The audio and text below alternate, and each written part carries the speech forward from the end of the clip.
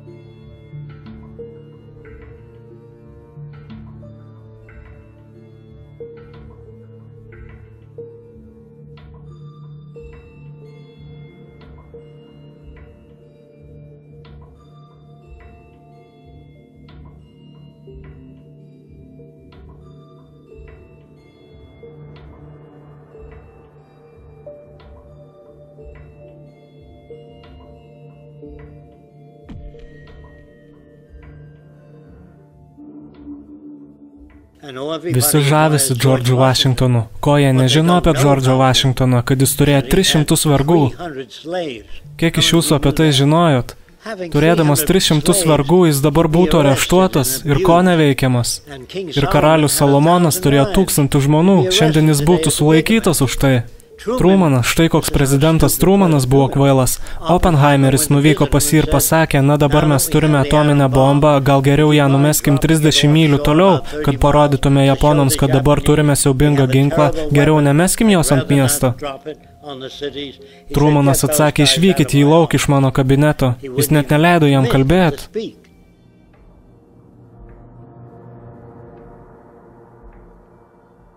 Dauguma žmonių, kuriais jūs šiandien žavitės, yra neišmanėliai. Vyras laksantis su kamoliu futbole, tas pats per tą patį. 1000 žmonių eina pasižiūrėti sporto. Na kasgi čia blogo? Nieko blogo, jeigu jūs užaugintas tokioje visuomenėje. Senovės Romoje žmonės susirinkdavo pasižiūrėti, kaip krikščionys sušeriami liūtams. Savaitę prieš tai liūtams nebuvo duodama ėsti, kad būtų didesnė pramoga. Tada jie nurengdavo krikščionis, kad turėtų dar didesnę pramogą. Ir vaikai sakydavo, tėvelė, ar galėsim ateiti ir kitą savaitę pasižiūrėti, kaip krikščionis sušeriami liūtams. Jie elgsiasi gerai, sūneli. Ar jo tėvas pakvaišęs? Ne. Ar kas nors netaip su vaiku? Ne. Tai normalu toje kultūroje.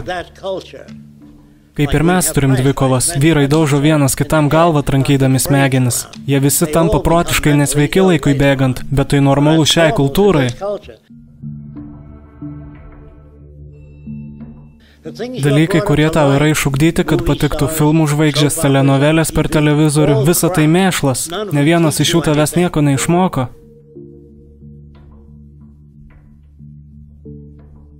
Jūs turite statulas visų žmonių, kurie išrado įvairius dalykus, padarė gyvenimą geresnį jums, darote statulas žmonių, kurie padarė kažką naudingo, ne karo didvyrius.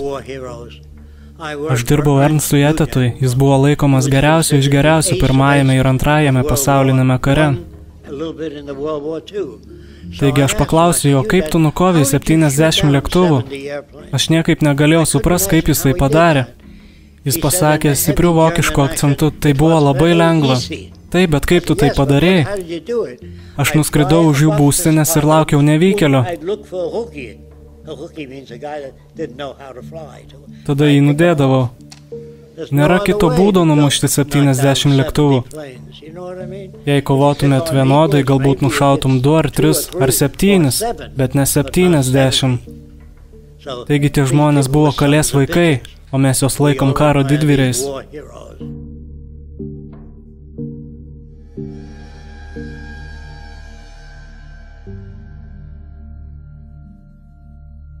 Jei jūs būtumėt užaugintas Australijoje, sakytumėt, jei būtumėt užaugintas Amerikoje, neišsilavinusių žmonių aplinkoje, galbūt sakytumėt, ar tai tu kalbi, ar tai aplinka paveikia tave? Jūs kalbate apie individualumą, lyg būtų toks dalykas, jo nėra. Jei būtumėt individualus, negalėtumėt susikalbėti su nieko. Jie nesuprastų, apie ką tu kalbi. Jūs labai panašus į kitus žmonės, jūsų klausimai nėra nauji. Aš daugybę metų negirdėjau naujo klausimo, nes mes visi labai panašus.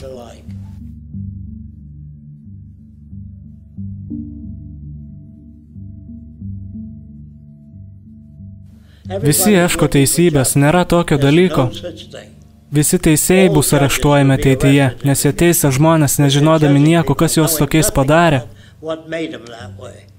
Ateityje mes suprasime, kas padaro žmonės tokiais, kokie jie yra. Ir atsikratysime visų sąlygų, kurios gamina nenormalų elgesį.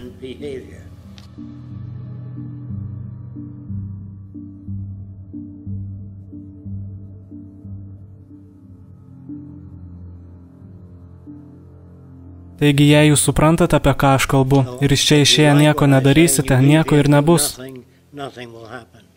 Jei kalbėsit su kitais žmonėmis apie Vynus projektą, yra šansų, kad turėsime sklandesnį perėjimą.